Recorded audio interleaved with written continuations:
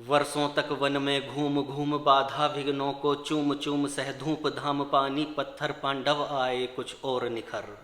सौभाग्य न सब दिन सोता है, देखें आगे क्या होता है। तो पांडव वनवास से वापस लौट आते हैं और श्री कृष्ण को अपना संदेशा लेकर दुर्योधन के पास भेजते हैं और श्री कृष्ण दुर्योधन को समझाते हैं और उस संदेशे को बताते हैं और बोलते हैं कि पांडवों ने केवल 5 गांव मांगे हैं, आप 5 गांव दे दो और ये महाभारत का युद्ध टल जाएगा। इसमें भाई भाइयों की लड़ाई होगी तो इस सबको, इस विध्वंस को बचा लेते हैं और केवल आप 5 गांव दे दो, पांडव उसी में गुजर बसर कर लेंगे। अब दुर्योधन ये बात तो मानता ही नहीं है, साथ में कृष्ण को बांधने और चल देता है। अब कृष्ण को इस बात पर क्रोध आ जाता है कि मैं इसे समझाने आया हूँ, ये सारा जो भीषण विध्वंस होने वाला है, महाभारत का युद्ध होने वाला है, भाई भाई को मारेगा, उसको बचाने आया हूँ, ये उल्टा मुझे बांधने चला है। अब श्री कृष्ण इस बात पर क्रोधित होकर अपना क्रोध दिखाते हैं, एक विराट स्वरूप दिखाते हैं, अपने बारे में बताते हैं। तो वो क्या बताते हैं, इसी कृष्ण की चेतावनी को श्री रामधारी सिंह दिनकर जी ने अपने रश्मि रथी काव्य में लिखा है और एक ऐसा काव्य जो महाभारत का पूरा वर्णन कर देता है। तो उसी रश्मि रथी के 3 सर्ग का ये खंड मैं आपके सामने प्रस्तुत कर रहा हूँ। अच्छा लगे तो लाइक करके आगे बढ़ा दीजिएगा जिससे सब लोग इसे सुन सकें।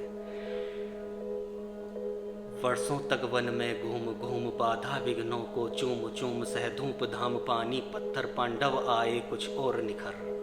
सौभाग्य न सब दिन सोता है, देखें आगे क्या होता है। मैत्री की राह बताने को, सबको सुमार्ग पर लाने को, दुर्योधन को समझाने को, भीषण विध्वंस बचाने को, भगवान हस्तिनापुर आए, पांडव का संदेशा लाए।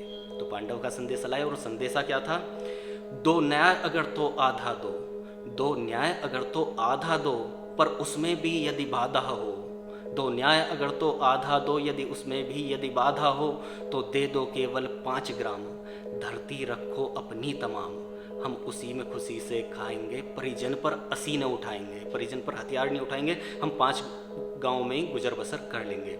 तो पांडवों का ये संदेश था। दुर्योधन वह भी दे न सका, दुर्योधन वह भी दे न सका, आशीष समाज की ले न सका, दुर्योधन वह भी दे न सका, आशीष समाज की ले न सका, उल्टा हरि को बांधने चला, हरि अर्थात कृष्ण, उल्टा हरि को बांधने चला, जो था असाध्य साधने चला, उल्टा हरि को बांधने चला, जो था असाध्य साधने चला, जब नास मनुज पर छाता है, पहले विवेक मर जाता है। ये सभी को पता होगा, बहुत सुनी होंगी ये पंक्तियाँ, जब नास मनुज पर छाता है, पहले विवेक मर जाता है। तो जब कृष्ण को बांधने चल रहा है दुर्योधन, तो कृष्ण को इस बात पर क्रोध आता है और कृष्ण अपना भीषण हुंकार करते हैं और क्या बोलते हैं, ध्यान से सुनिएगा।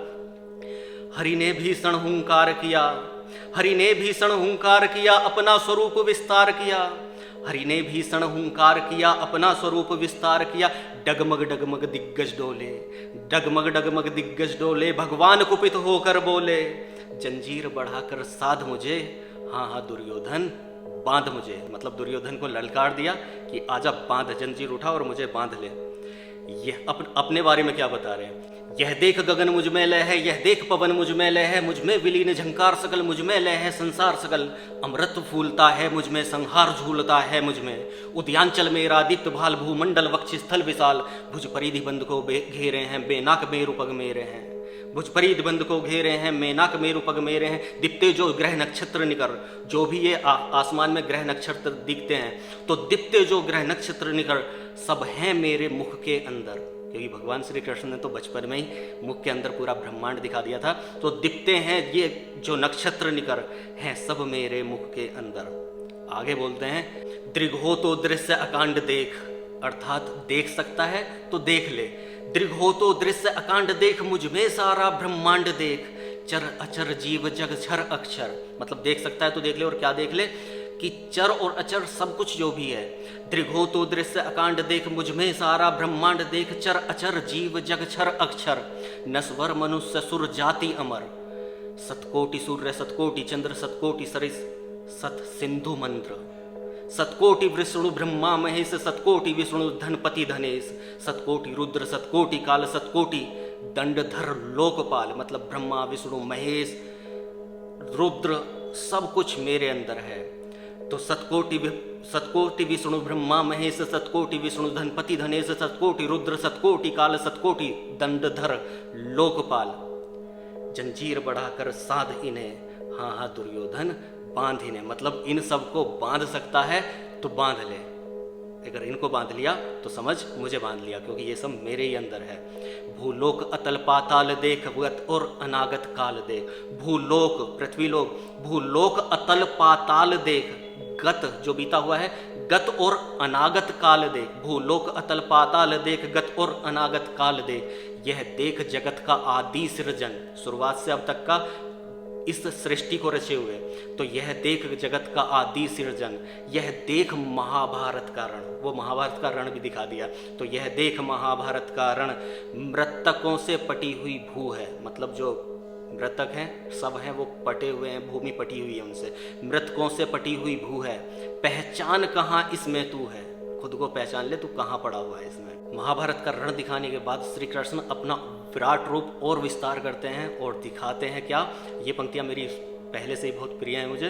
तो अंबर में कुंतल जाल देख, ये जो सोने का जाल देख रहा है आसमान में सूरज निकलता हुआ, और ये तीनों लोक देख रहा है, ये तीनों काल वर्तमान भूत भविष्य सब कुछ मेरे अंदर है। तो अंबर में कुंतल जाल देख, पद के नीचे पाताल देख, मुट्ठी में तीनों काल देख, मेरा स्वरूप विकराल देख। सब जन्म मुझी से पाते हैं और लौट मुझी में आते हैं। अंबर में कुंतल जाल देख, पद के नीचे पाताल देख, मुट्ठी में तीनों काल देख, मेरा स्वरूप विकराल देख। सब जन्म मुझी से पाते हैं और लौट मुझी में आते हैं। जिव्या से करती ज्वाल सघन, मतलब ये जीव से निकलती हुई अब ज्वाला दिखा रहे हैं, अग्नि दिखा रहे हैं। जिव्या से करती ज्वाल सघन, सांसों में पाता जन्म पवन। जिव्या से करती ज्वाल सघन, सांसों में पाता जन्म पवन। पड़ जाती मेरी दृष्टि जिधर, पड़ जाती मेरी दृष्टि जिधर, मैं जिधर भी देख लेता हूँ, पड़ जाती मेरी दृष्टि जिधर, पड़ जाती मेरी दृष्टि जिधर, हंसने लगती सृष्टि उधर। मैं जब भी मूंदता हूँ लोचन, जब भी मैं आंख बंद कर लेता हूँ, पड़ जाती मेरी दृष्टि जिधर, हंसने लगती सृष्टि उधर। मैं जब भी मूंदता हूँ लोचन, छा जाता चारों ओर मरण। कितनी गहरी बात बोल रहे हैं कि मैं आंखें मूंदता हूँ तो मरण छा जाता है, और मेरी दृष्टि जिधर हंस के देख लेता हूँ उधर सृष्टि हंस जाती है। अब आगे बोलते हैं, बांधने मुझे तो आया है। दुर्योधन से बोल रहे हैं, तू बांधने तो मुझे आ गया, लेकिन बांधेगा कैसे? बांधने मुझे तो आया है, जंजीर बड़ी क्या लाया है, मतलब बांधने मुझे तो आ गया, इतनी बड़ी जंजीर लाया है कि इस सबको बांध सके जितना मैंने अभी बोला है और जो बोलने वाला हूँ। तो क्या बोलने वाले? बांधने मुझे तो आया है, क्या जंजीर बड़ी क्या लाया है। यदि मुझे बांधने चाहे मन, तो पहले बांध अनंत गगन। इतनी बड़ी जंजीर ला कि ये सारा जो अनंत गगन है, ब्रह्मांड है, इसको बांध ले, क्योंकि ये सब मैं ही हूँ। तो बांधने तो मुझे तो आया है, पर जंजीर बड़ी क्या लाया है। यदि मुझे बांधने चाहे मन, तो पहले बांध अनंत गगन। सोने को साध न सकता है, सोना मतलब ये शांत गगन को जब तू साध नहीं सकता तो मुझे कैसे बांधेगा। तो सोने को साध न सकता है तो मुझे बांध कब सकता है, तो इसको नहीं साध सकता तो मुझे कैसे बांधेगा। तो बांधने मुझे तो आया है, जंजीर बड़ी क्या लाया है। यदि मुझे बांधने चाहे मन, तो पहले बांध अनंत गगन। सोने को साध न सकता है तो मुझे बांध कब सकता है। हित वचन नहीं तूने माना। अब दुर्योधन को बोल रहे हैं, अब तूने ये सही मेरा जो संदेश था उसको नहीं माना तो सुन। हित वचन नहीं तूने माना, हित वचन नहीं तूने माना, ना मैत्री का मूल्य पहचाना। हित वचन नहीं तूने माना, मैत्री का मूल्य ना पहचाना। तो ले मैं भी अब जाता हूँ, तो ले मैं भी अब जाता हूँ, अंतिम संकल्प सुनाता हूँ। याचना नहीं अब रण होगा। अब याचना नहीं होगी, अब विनती नहीं होगी, अब रण होगा। महाभारत का रण। याचना नहीं अब रण होगा।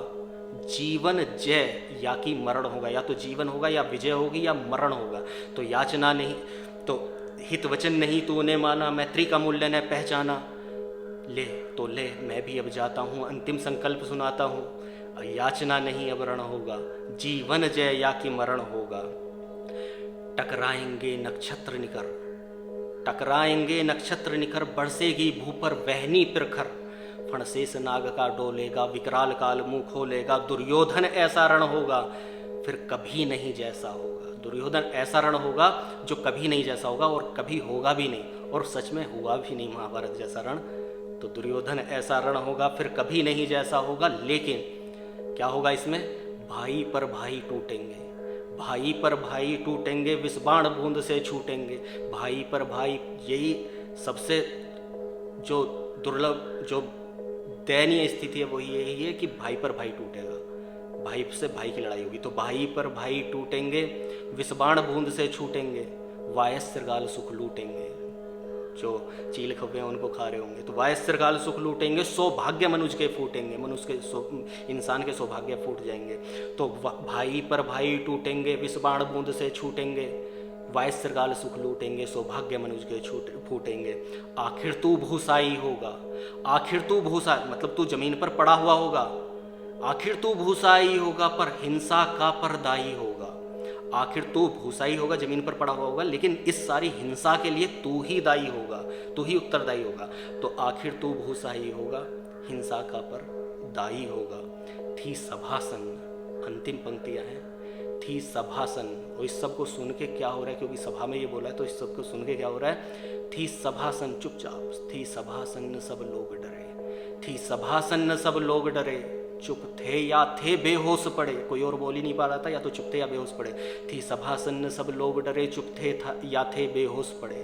केवल दो नर ने अघाते थे, धृतराष्ट्र विदुर सुख पाते थे। थी सभासन सब लोग डरे, चुप थे या थे बेहोश पड़े।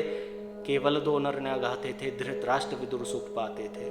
कर जोड़ खड़े प्रमुदित निर्भय, कर मतलब हाथ, हाथ जोड़कर खड़े हुए हैं। कर जोड़ खड़े प्रमुदित निर्भय, दोनों पुकारते थे जय जय, दोनों पुकारते थे जय जय। तो ये सारा, इससे आगे क्या होता है, श्री कृष्ण वहाँ से चल देते हैं, कर्ण उनसे मिलता है, कर्ण को समझाते हैं, और कर्ण और कृष्ण की वार्तालाप होती है। और कर्ण को कृष्ण समझाते हैं, तो ये बोलते हैं कि तू रोक सकता है इस युद्ध को, दुर्योधन को समझा ले और पांडवों की तरफ आ जा। कर्ण फिर इतना अच्छा उत्तर देता है, दुनिया में मित्रता के लिए शायद किसी ने ही इतना अच्छा उत्तर दिया होगा। और ऐसी मित्रता पूरे भूत, वर्तमान और शायद भविष्य में भी कोई निभा पाए जो उसने उत्तर दिया। तो वो अगले खंड में देखेंगे, जब अगला खंड सुनेंगे आप लोग। तो अगले खंड के लिए बने रहिएगा मेरे साथ, मेरी लर्नर्स लाइफ के साथ में। तो इतना ही, और अच्छा लगा हो तो लाइक करके आगे बढ़ा दीजिए, क्योंकि ये कृष्ण की चेतावनी सब लोग समझ सकें, रश्मि रति को सब लोग समझ सकें, हमारे राष्ट्र कवि रामधारी सिंह दिनकर जी को सब लोग समझ सकें। धन्यवाद। जय हिंद, जय श्री कृष्ण।